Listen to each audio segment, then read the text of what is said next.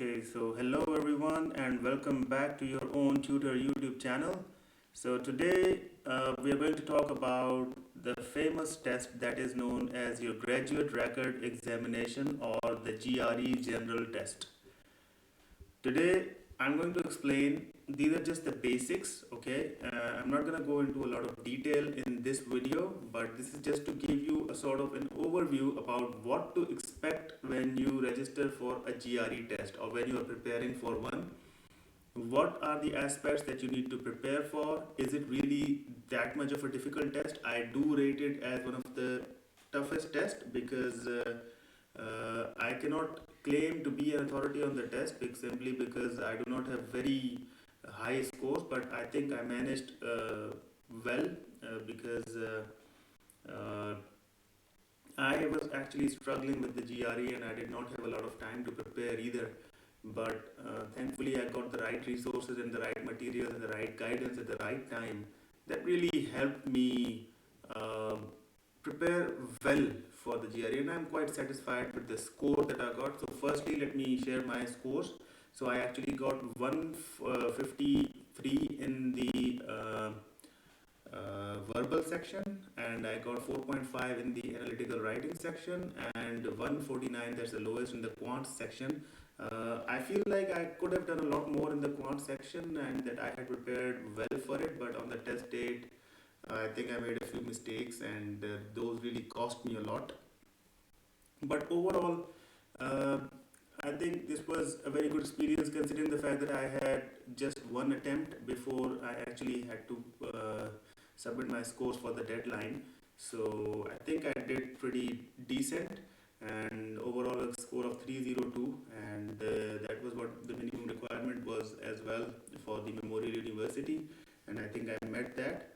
And overall my rest of the profile was good, so I got admission on a priority basis. On a priority basis means that Memorial University actually uh, sends admissions to people for whom they think their profile is really good before the deadline. So I had applied in October, and I think I received my decision in December, whereas the deadline was in February. Anyways, enough about that.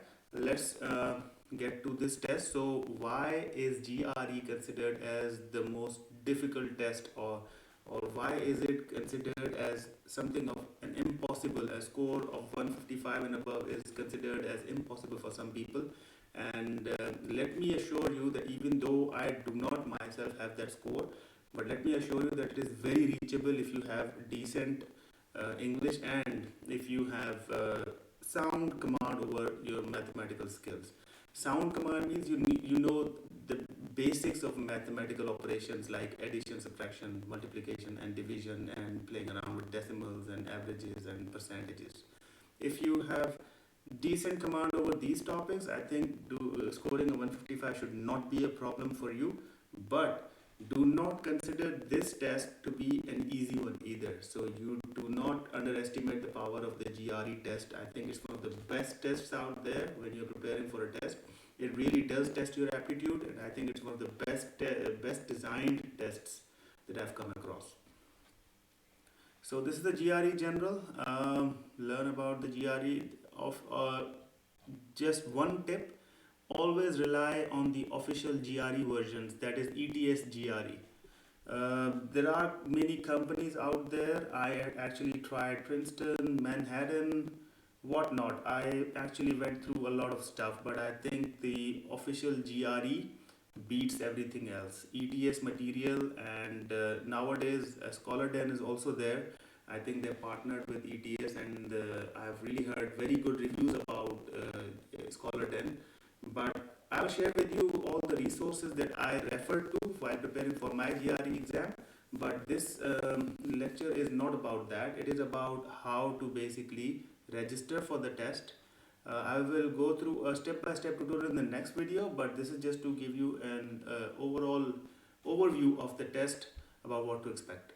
So you go to the ets.org website, choose GRE, and create an account, login. All right, when you click this, you're going to open this page. Not this one actually. Let's click this. Okay, So when you open this, you're going to come across this page. That is your ETS login, and you choose GRE. And TOEFL login can also be used, but I'm not really sure. I think you need separate logins for that. So this was my account, but for some reason it's not accessible anymore because I took the GRE about 1.5 years back.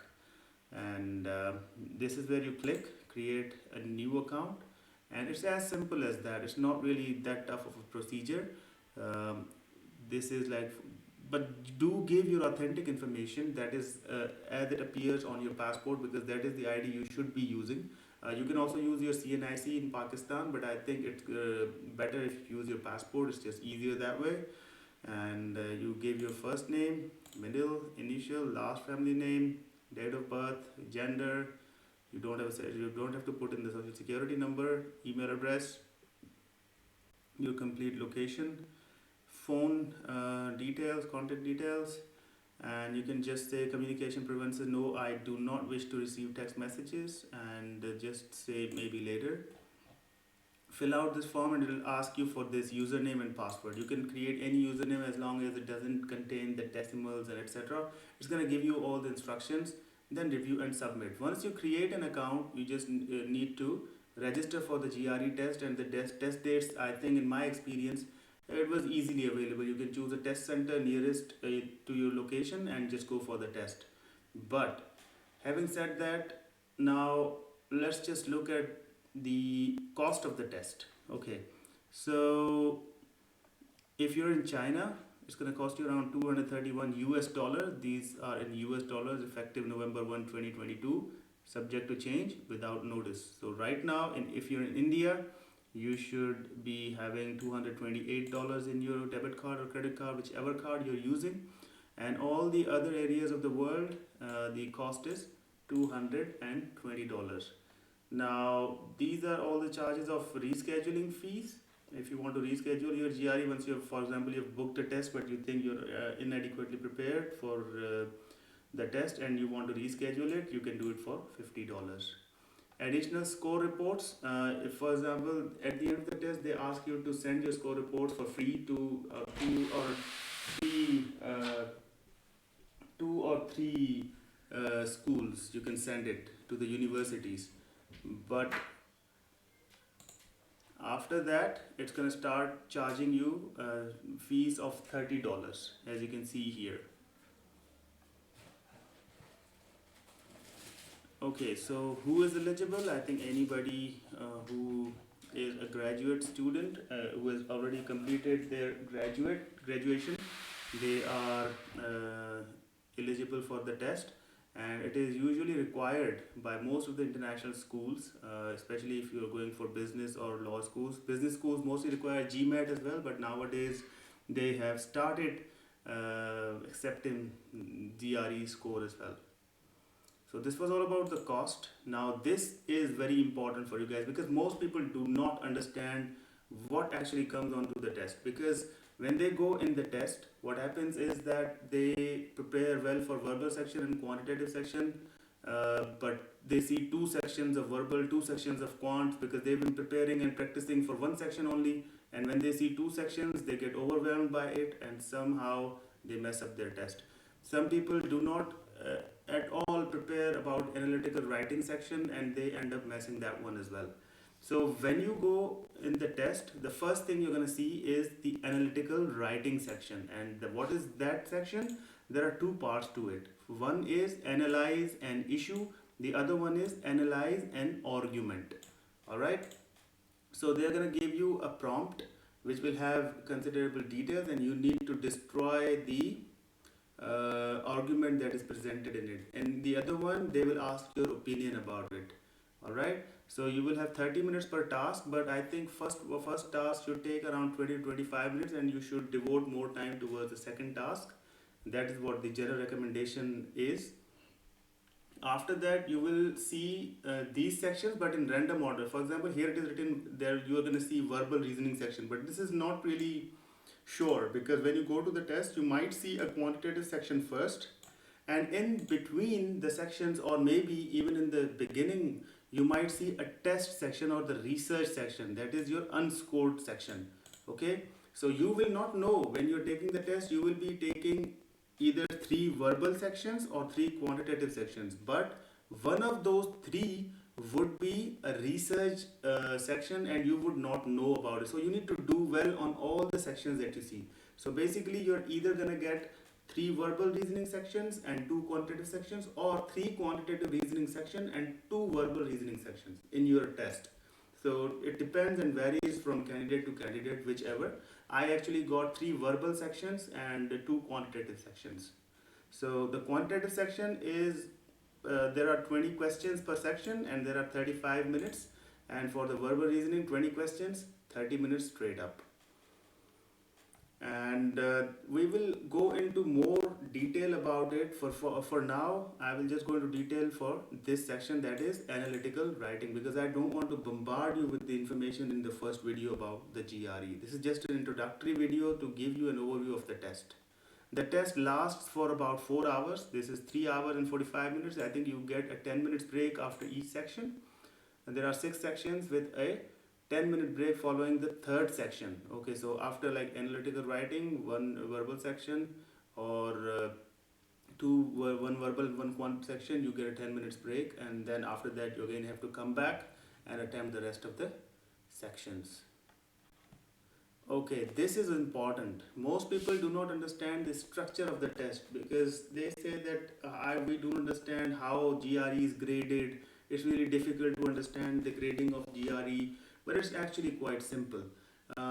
Consider 0 on the GRE as a score of 130. That is equal to 0 in the GRE. For example, if you are at a test and you do not answer a single question correctly, you will still end up getting 130 marks, and in the quants and in the verbal section, 130 and 130 means you will get 260 minimum score. That's the 0 of the GRE. And what is the maximum score that you can get? It is 170. So 340 in total is the maximum score a student can get. Now for scholarships and purposes, they say that a score of above 320 is generally required. For example, if you're applying for Fulbright scholarship, any score above 315 is considered a very competitive score. But this is not to say that people who have lesser score than that can actually not get Fulbright scholarship, but that is a general perception. But I have seen students very competitive who are applying for the Fulbright scholarship, and their scores are massively high. So it varies from student to student and of course profile to profile, and you cannot just generalize, but this is just a general observation that I made. Okay, so that's it about this one. Let me tell you more about the analytical writing section. So I have opened these. Now this is argument pool. This is easily available on the ETS website. You can follow the link here and you can see this. Now for example, the following appeared in the summary of a study on headaches suffered by residents of Mantia. Now M is capital, Mantia is a place. Okay, so what is this argument saying? Now there is a whole paragraph of this. I'll give you some time to read it first. Okay, let me read it with you.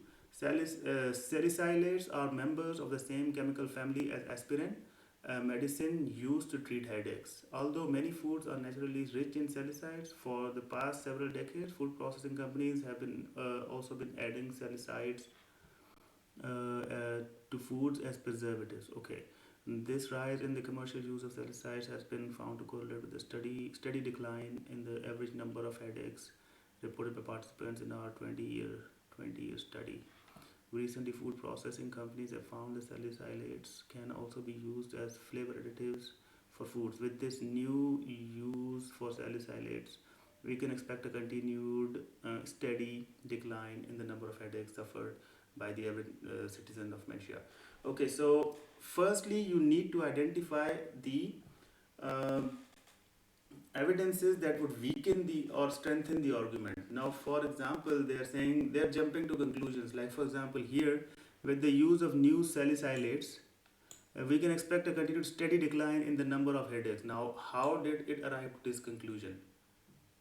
Based on this data, maybe the new salicylates would not have this impact. Maybe this was a one-off study and a one-off result.